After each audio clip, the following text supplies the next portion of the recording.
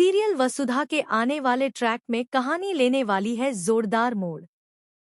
जैसे ही देव को पता चलता है कि वसुधा हमेशा के लिए घर छोड़कर जा रही है, वह एक पल भी देर नहीं करता और तुरंत दौड़कर वसुधा के पास पहुंच जाता है। वसुधा को इसकी बिल्कुल उम्मीद नहीं होती, लेकिन जैसे ही उसे एहसास होता है कि देव उसे रोकने आया है, उसके चेहरे पर मुस्कान लौट आती है और उसके दिल में फिर से उम्मीद जाग जाती है कि देव और वसुधा के रिश्ते में अब भी भावनाएं जिंदा हैं और शायद उनका रिश्ता फिर से ठीक हो सकता है। देव आखिरकार वसुधा को वापस चौहान हाउस ले आता है और यह देखकर चंद्रिका बिल्कुल शॉक में चली जाती है, क्योंकि जिस बात पर उसे घमंड था कि उसका बेटा अब सिर्फ उसका ही रह गया है, वही बात टूट जाती है।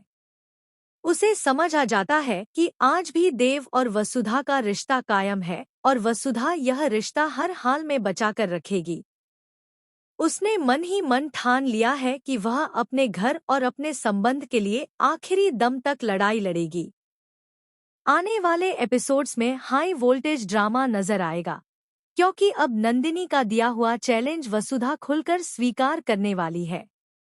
वह नंदिनी से सीधे कहती दिखेगी कि तुमने सोचा था कि देव को मुझसे छीन लोगी, लेकिन ऐसा कभी नहीं होने दूंगी। देव मेरा था, है और हमेशा मेरा ही रहेगा। अब वसुधा हर जगह अपने हक के लिए खड़ी नजर आएगी। जब भी नई मॉडलिंग ड्रेस आती है, वसुधा बीच में आकर नंदिनी की चालों पर पानी फेर देती है। नंदिनी बार बार उसकी बेइज्जती करने की कोशिश करेगी, लेकिन हर बार देव सामने आकर वसुधा का साथ देगा और नंदिनी को जवाब देता दिखाई देगा। यहाँ नंदिनी का असली खेल खत्म होता नजर आएगा, क्योंकि वसुधा देव की पत्नी होने के नाते मजबूती से अपना अधिकार जताती हुई दिखेगी। देव और वसुधा का रिश्ता भले ही खट्टा मीठा चले, लेकिन दोनों के बीच का प्यार और तकरार दर्शकों को खूब एंटरटेन करेगा। दूसरी तरफ कहानी में एक और बड़ा धमाका होने वाला है, क्योंकि अविनाश बुरी तरह फंस जाएगा।